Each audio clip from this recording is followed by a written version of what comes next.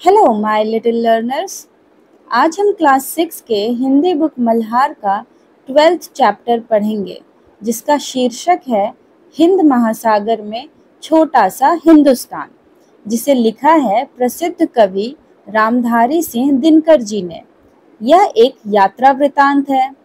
बच्चों, यात्रा वृतांत एक हिंदी शब्द है जो दो शब्दों से मिलकर बना है। पहला शब्द है यात्रा, जिसका मतलब होता है यात्रा करना, सफर, जर्नी। और दूसरा शब्द है वृतांत, जिसका मतलब होता है विवरण करना या वर्णन। इसलिए यात्रा वृतांत का मतलब हो गया यात्रा का विवरण देना या यात्रा का वर्णन करना। तो इस चैप्टर में लेखक ने मॉरिशस की यात्रा का वर्णन किया है। बच्चों, मॉरिशस एक छोटा सा द्वीप देश है जो हिंद महासागर में स्थित है, लेकिन इसकी आत्मा में भारतीयता की गूंज सुनाई देती है। दिनकर जी मॉरिशस जाकर वहाँ की संस्कृति, भाषा, रहन सहन और भारतीय मूल के लोगों से जुड़ी भावनाओं को बेहद ही भावनात्मक और सजीव शैली में प्रस्तुत करते हैं। यह यात्रा वृतांत हमें बताता है कि भारत की सभ्यता और संस्कृति सिर्फ सीमाओं तक सीमित नहीं है, बल्कि पूरे विश्व में फैली हुई है। तो चलिए पढ़ते हैं हिंद महासागर में छोटा सा हिंदुस्तान। यात्रा पर मैं दिल्ली से 15 जुलाई को, बम्बई से 16 जुलाई को और नैरोबी से 17 जुलाई को मॉरिशस के लिए रवाना हुआ। रवाना हुआ मतलब निकले, गए। इधर से जाते समय नैरोबी, जो कि केन्या का कैपिटल है, राजधानी है, कि दुनिया में मुझे एक रात और 2 दिन ठहरने का मौका मिल गया, यानी कि स्टे करने का मौका मिल गया। अतएव मन में यह लोभ जग गया कि मॉरिशस के भारतीयों और अफ्रीकियों से मिलने के पूर्व हमें अफ्रीका के शेरों से मुलाकात कर लेनी चाहिए। जहाज यहाँ पर मतलब एरोप्लेन को कहा गया है, विमान जिसे कहते हैं। तो विमान दूसरे दिन शाम को मिलने वाला था।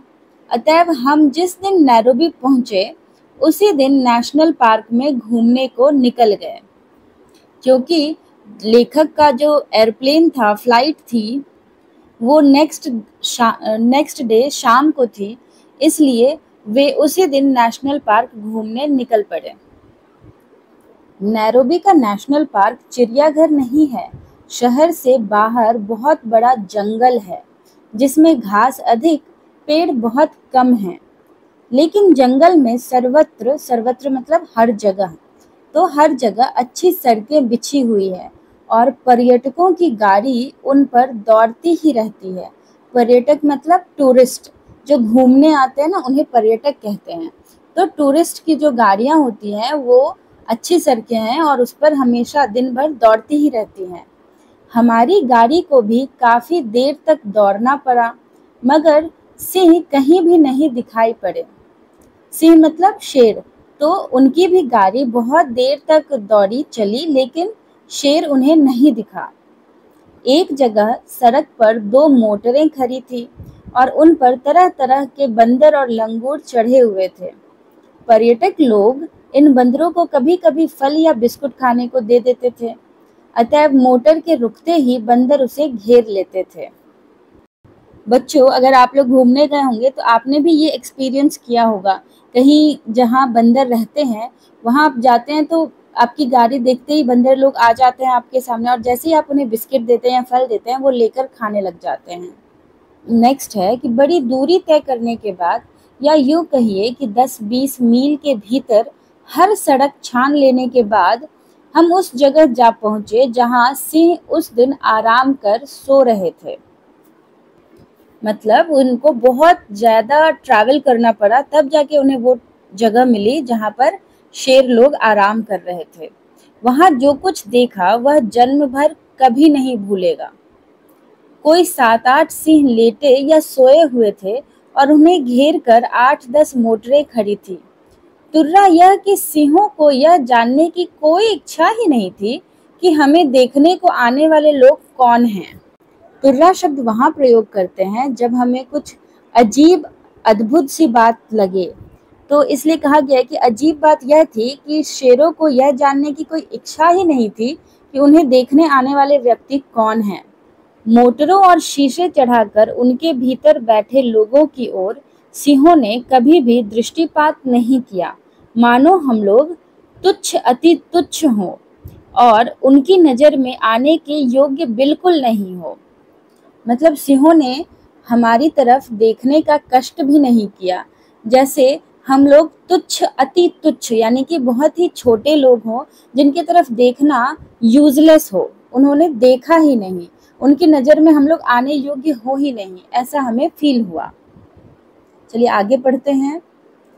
हम लोग वहाँ आधा घंटा ठहरे होंगे। इस बीच एक सिंह ने उठकर जम्हाई ली, दूसरे ने देह को ताना, मगर हमारी ओर किसी भी सिंह ने नजर नहीं उठाई।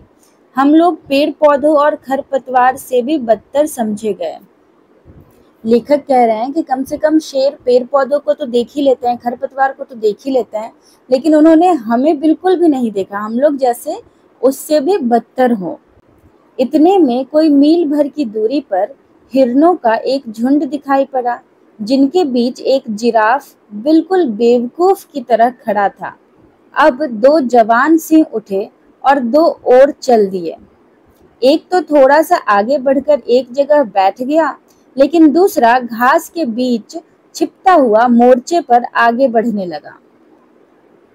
हिरणों के झुंड ने ताड़ लिया कि उन पर सिंहों की नजर पड़ रही है। ताड़ लिया मतलब समझ गए, देख लिया और समझ गए।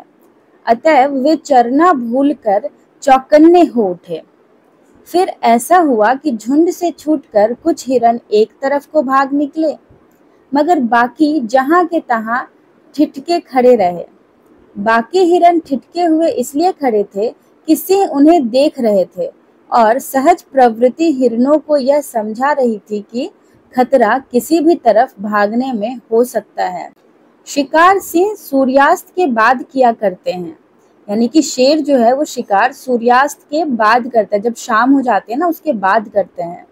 और शिकार वे झुंड का नहीं करते, बल्कि उस जानवर का करते हैं जो भागते हुए झुंड से पिछड़ जाता है। यानी कि जब झुंड में रहते हैं जानवर तो वो सेफ रहते हैं, कोई अगर भाग के झुंड से अलग हो जाता है तो उस पर फोकस करते हैं, उसको टारगेट करते हैं और उसका शिकार करते हैं। इसलिए जो हिरने थी वो इधर उधर खड़ी थी, भाग नहीं रही थी ताकि झुंड से अलग ना हो। अब यह बात समझ में आई कि हिरन भागने को निरापद नहीं समझकर एक गोल में क्यों खड़े थे। निरापद का मतलब होता है बिना संकट के, यानी आपत्ति रहित। तो लेखक कह रहे हैं कि अब उन्हें समझ में आया कि हिरन भागने को आपत्ति रहित क्यों नहीं समझ रहे थे और एक गोल में क्यों खड़े थे, क्योंकि शिकार जो होता है वो झुंड से अलग हो गए जानवरों का होता है, झुंड में कभी भी शिकार नहीं किया जाता है। चलिए आगे पढ़ते हैं। मुझे ऐसा महसूस हो रहा था कि मेरा रक्तचाप बढ़ रहा है, अतः मैंने तय कर लिया कि अब घर लौटना चाहिए। नैरोबी से मॉरिशस तक हम BOAC के जहाज में उड़े। जहाज नैरोबी से 4 बजे शाम को उड़ा और 5 घंटों की निरंतर उड़ान के बाद जब वह मॉरिशस पहुंचा तब वहां रात के लगभग 10 बज रहे थे। रात थी, अंधेरा था, पानी बरस रहा था, मगर तब भी हमारे स्वागत में बहुत लोग खड़े थे। हवाई अड्डे के स्वागत का समा देखकर यह भाव जगे बिना नहीं रहा कि हम जहां आए हैं वह छोटे पैमाने पर भारत ही है। जब लेखक मॉरिशस पहुंचे तो वहां रात के 10 बज रहे थे और पानी भी बरस रहा था, लेकिन फिर भी हवाई अड्डे पर, एयरपोर्ट पर, वहां पर उनके स्वागत के लिए बहुत सारे लोग खड़े थे। तो वही कह रहे हैं लेखक कि वो जो स्वागत का समा था ना, उसे देखकर उन्हें लगा, उनके मन में ये भाव उठ गया कि यह भी छोटे पैमाने पर भारत ही है। मॉरिशस द्वीप भूमध्य रेखा के कोई 20 डिग्री दक्षिण और देशांतर रेखा 60 के बिल्कुल पास, किंतु उससे पश्चिम की ओर बसा हुआ है। मॉरिशस की लंबाई 29 मील और चौड़ाई कोई 30 मील है। वैसे पूरे मॉरिशस द्वीप का रकबा 720 वर्ग मील आंका जाता है। यह द्वीप हिंद महासागर का मोती है। भारत समुद्र का सबसे खूबसूरत सितारा है। यहाँ मॉरिशस का लोकेशन बताया गया है कि वो भूमध्य रेखा के 20 डिग्री दक्षिण और देशांतर रेखा 60 के बिल्कुल पास है, किंतु उससे पश्चिम की ओर बसा हुआ है। और इसका लंबाई और चौड़ाई बताया गया कि मॉरिशस की लंबाई 29 मील है और उसकी जो चौड़ाई है यानी कि विड्थ है वो 30 मील के लगभग है। वैसे पूरा मॉरिशस द्वीप का रकबा मतलब क्षेत्रफल, एरिया 720 मील स्क्वायर यानी कि वर्ग मील आंका जाता है, यानी कि लगाया जाता है कितना है। और मॉरिशस को हिंद महासागर का मोती कहते हैं और भारत समुद्र का सबसे खूबसूरत सितारा है। मॉरिशस वह देश है जिसका कोई भी हिस्सा समुद्र से 15 मील से ज्यादा दूर नहीं है। मॉरिशस वह देश है जहां की जनसंख्या के 67% लोग भारतीय खानदान के हैं तथा जहां 53% लोग हिंदू हैं। मॉरिशस वह देश है जिसकी राजधानी पोर्ट लुई की गलियों के नाम कलकत्ता, मद्रास, हैदराबाद और बम्बई हैं तथा जिसके एक पूरे मोहल्ले का नाम काशी है।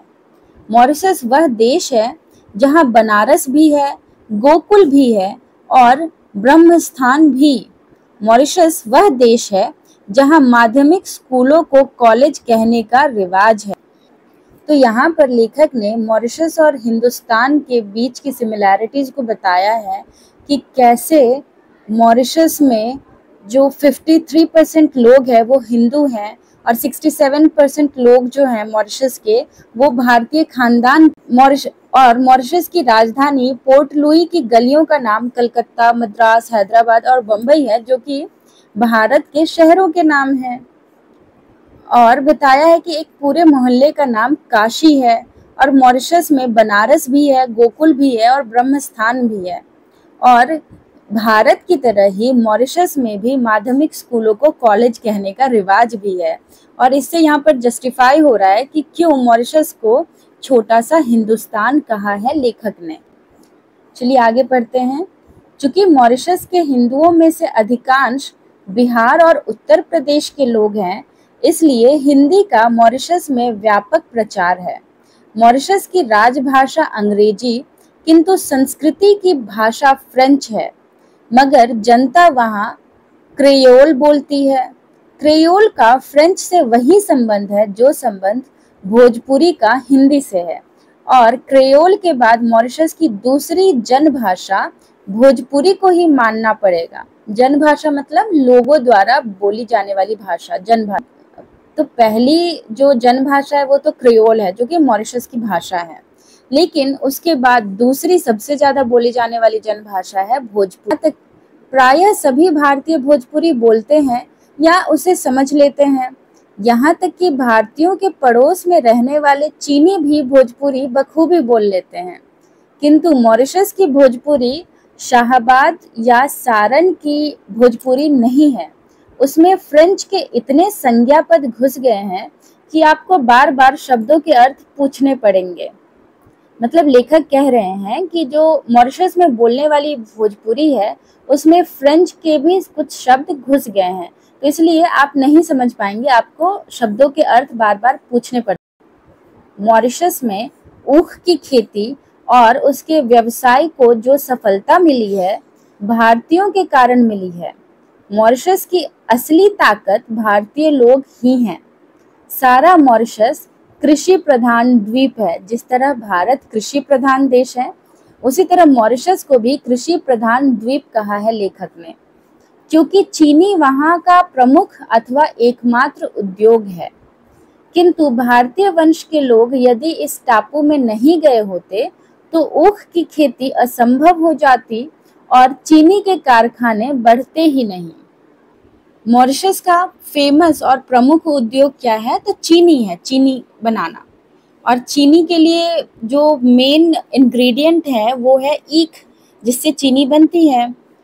तो वो भारतीय लोग ही जाकर वहाँ पर खेती करते हैं ऊख की। ऊख यानी कि शुगर केन, ईख जिसको हम कहते हैं। तो इसलिए कहा गया है कि यदि इस टापू पे भारतीय लोग नहीं गए होते तो ईख की खेती असंभव हो जाती और चीनी के कारखाने बढ़ते ही नहीं। भारत में बैठे बैठे हम यह नहीं समझ पाते कि भारतीय संस्कृति कितनी प्राणवती और चिरायु है। चिरायु मतलब दीर्घायु, जिसकी बहुत लंबी आयु। तो लेखक कह रहे हैं कि भारत में बैठे बैठे हम नहीं समझ पाते कि भारतीय संस्कृति कितनी प्राणवती है, कितनी चिरायु है, दीर्घायु है, किंतु मॉरिशस जाकर हम अपनी संस्कृति की प्राणवत्ता का ज्ञान आसानी से प्राप्त कर लेते। मालिकों की इच्छा तो यही थी कि भारतीय लोग भी क्रिस्तान हो जाएं, किंतु भारतीयों ने अत्याचार तो सहे लेकिन प्रलोभनों को ठुकरा दिया। मतलब वहाँ के लोग चाह रहे थे कि जो भारतीय लोग हैं ना वो क्रिश्चियन धर्म अपना ले, क्रिश्चियन हो जाएं, लेकिन भारतीयों ने अत्याचार सहे, लेकिन जो भी उन्हें प्रलोभन दिया गया यानी लालच दिया गया उसे ठुकरा दिया और उन्होंने अपनी सभ्यता को, अपनी संस्कृति को नहीं छोड़ा। वे भारतीय ही रहे, वे अपने धर्म पर डटे रहे और जिस द्वीप में भगवान ने उन्हें भेज दिया था उस द्वीप को उन्होंने छोटा सा हिंदुस्तान बना डाला। यह ऐसी सफलता की बात है जिस पर सभी भारतीयों को गर्व होना चाहिए। चलिए आगे पढ़ते हैं। मॉरिशस के प्रत्येक प्रमुख ग्राम में शिवालय होता है। शिवालय मतलब शिवजी के जो टेम्पल होते हैं, शिवजी का जो मंदिर होता है उसे शिवालय कहते हैं। तो मॉरिशस के प्रत्येक प्रमुख ग्राम यानी कि प्रमुख गांव में एक शिवजी का टेम्पल होता है। मॉरिशस के प्रत्येक प्रमुख ग्राम में हिंदू तुलसीकृत रामायण, रामचरितमानस का पाठ करते हैं अथवा ढोलक और झांझ पर उसका गायन करते हैं। मॉरिशस के मंदिरों और शिवालयों को मैंने अत्यंत स्वच्छ और सुरम्य पाया, यानी कि वहाँ के जो टेम्पल्स हैं और शिवालय हैं वो बहुत ही स्वच्छ, साफ सुथरे हैं और बहुत ही पवित्र हैं। कितना अच्छा हो यदि हम भारत में भी अपने मंदिरों और तीर्थ स्थानों को उतना ही स्वच्छ और सुरम्य बनाना आरंभ कर दे जितने स्वच्छ वे मॉरिशस में दिखाई देते हैं। भारत के पर्व त्योहार मॉरिशस में भी प्रचलित हैं, किंतु वर्ष का सर्वश्रेष्ठ धार्मिक पर्व शिवरात्रि है। मॉरिशस के मध्य में एक झील है जिसका संबंध हिंदुओं ने परियों से बिठा दिया है और उस झील का नाम अब परी तालाब हो गया है। लेखक बता रहे हैं कि साल का सबसे जो श्रेष्ठ धार्मिक पर्व है वो मॉरिशस का शिवरात्रि है और कह रहे हैं कि मॉरिशस के बीचों बीच मध्य में एक झील है जिसका नाम परी तालाब रख दिया है हिंदुओं ने। परी तालाब केवल तीर्थ ही नहीं है, दृश्य से भी पिकनिक का स्थान है, किंतु वहाँ पिकनिक पर जाने वाले लोग अपने साथ मांस मछली नहीं ले, न अपवित्रता का वहाँ कोई व्यापार करते हैं। यानी कि परी तालाब के आसपास मांस मछली नॉनवेज वगैरह नहीं ले जाते हैं और न ही वहाँ पर बेचते हैं, व्यापार करते हैं, मतलब ठेला लगाकर जो हम बेचते हैं ना वो सब चीजें नहीं करते हैं वहाँ पर। आगे पढ़ते हैं। शिवरात्रि के समय सारे मॉरिशस के हिंदू श्वेत वस्त्र, श्वेत मतलब वाइट, सफेद, तो सफेद वस्त्र धारण करके कंधों पर कांवर लिए जुलूस बांधकर परी तालाब पर आते हैं और परी तालाब का जल भरकर अपने अपने गांव के शिवालय को लौट जाते हैं तथा शिवजी को जल चढ़ाकर अपने घरों में प्रवेश करते हैं। ये सारे कृत्य वे बड़ी ही भक्ति भावना और पवित्रता से करते हैं। सभी वयस्क लोग उस दिन उजली धोती, उजली कमीज और उजली गांधी टोपी पहनते हैं। हाँ, बच्चे हाफ पैंट पहन सकते हैं, लेकिन गांधी टोपी उस दिन उन्हें भी पहननी पड़ती है। परी तालाब पर लगने वाला यह मेला मॉरिशस के प्रमुख आकर्षणों में से एक है। आकर्षण मतलब अट्रैक्शन, तो मॉरिशस के फेमस अट्रैक्शंस में से एक है और उसे देखने को अन्य धर्मों के लोग भी काफी संख्या में आते हैं।